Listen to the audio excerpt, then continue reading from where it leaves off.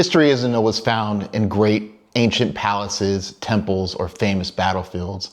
Sometimes it's found in the quietest of places. Today, we're visiting the resting place of one of history's most famous aviators, Manfred von Richthofen, better known around the world as the Red Baron. With 80 confirmed aerial victories during the First World War, he became the most successful fighter ace of the conflict.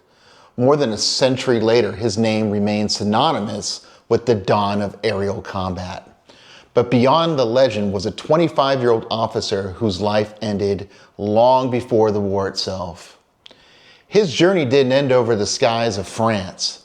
Today, we'll travel to Wiesbaden, Germany, where he now rests alongside his family to reflect on the man, the myth, and the legacy he left behind. I'm VALENTINUS. Let's go.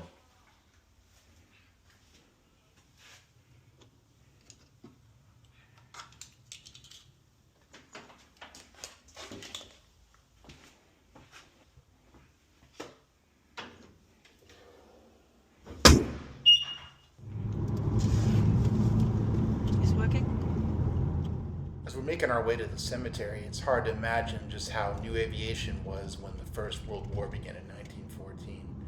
Airplanes had only been around for a little over a decade, and no one could have predicted how quickly they would change warfare.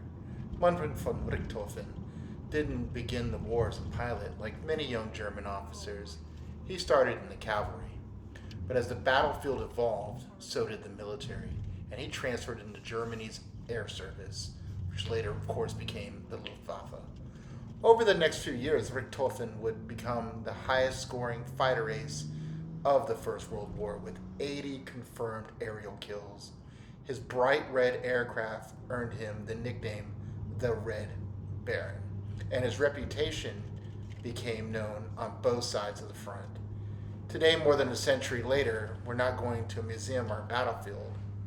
We're going to visit a place where his remarkable story comes to its final chapter.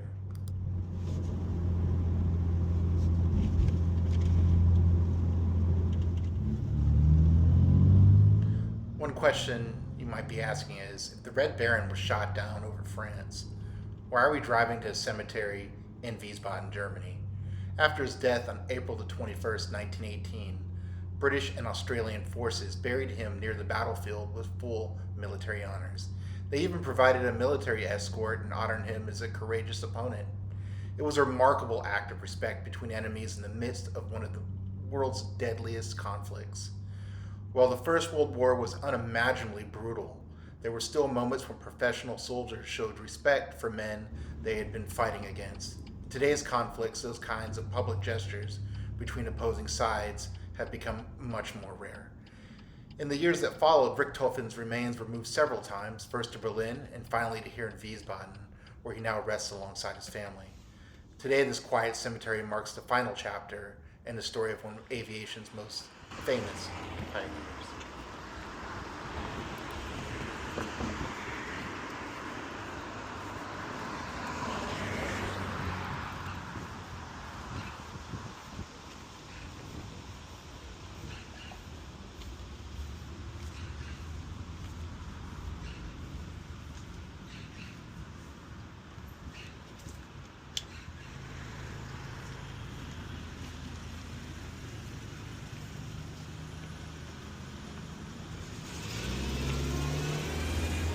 Cheers.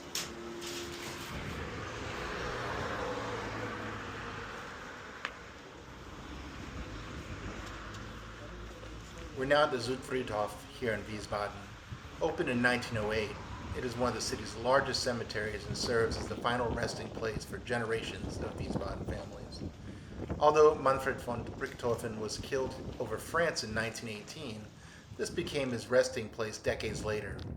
In 1975, his family decided to move his remains here so he could rest alongside his parents and other members of the Richthofen family.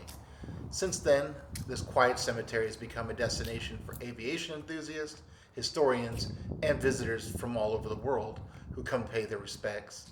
Today we're going to do the same.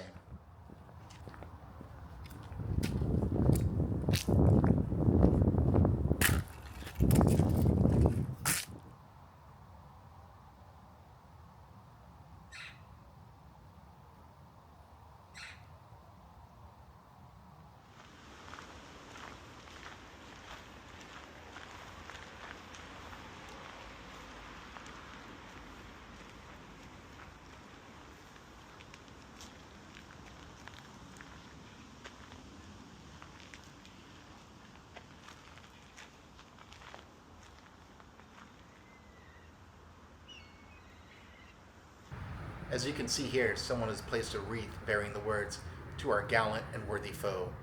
Those were the words chosen by the British and Australian servicemen who buried the Red Baron. After he was killed in 1918, despite being one of Germany's greatest military heroes, they honored him with full military honors and paid tribute to him as a courageous opponent. The wreath has become one of the most enduring symbols of respect that could exist between professional soldiers, even during one of the bloodiest wars in human history. Standing here today, it's easy to understand why people from all over the world continue to visit this grave. The Red Baron's story is more than aerial victories or famous red triplane. It's a reminder of time when even bitter enemies could recognize humanity in one another. More than a century later, that message still resonates.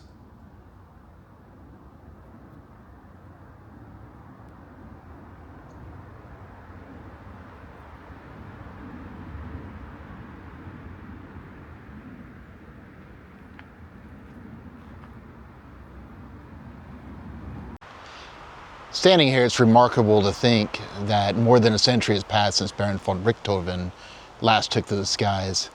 His name became legendary, but here we're reminded that he was also a son, a brother, and a young man whose life ended at just 25 years old.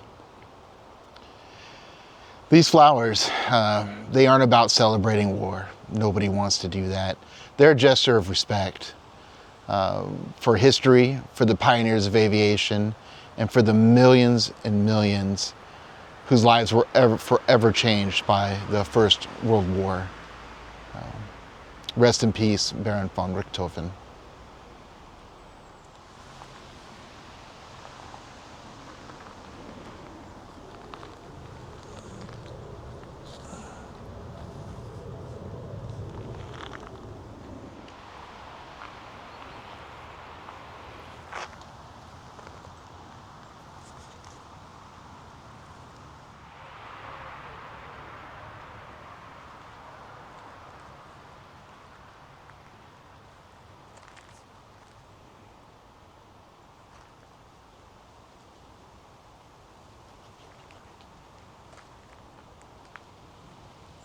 As we come to the end of our visit, it's remarkable to consider just how enduring the Red Baron's legacy has become.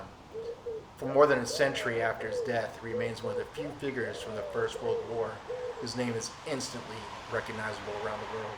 Historians continue to study his tactics, aviation enthusiasts admire his flying skill, and museums across Europe preserve the aircraft and artifacts associated with his remarkable career.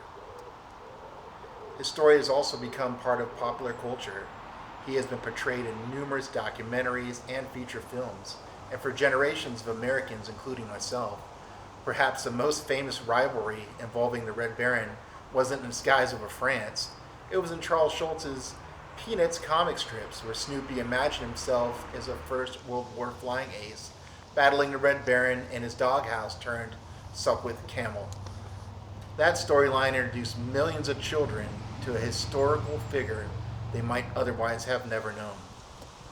His name has even appeared in unexpected places. In the United States, the Red Baron frozen pizza brand borrowed his famous nickname and imagery, further cementing his place in popular culture. While most people enjoying a pizza probably aren't thinking about aviation history, it shows just how deeply his story has become woven into everyday life.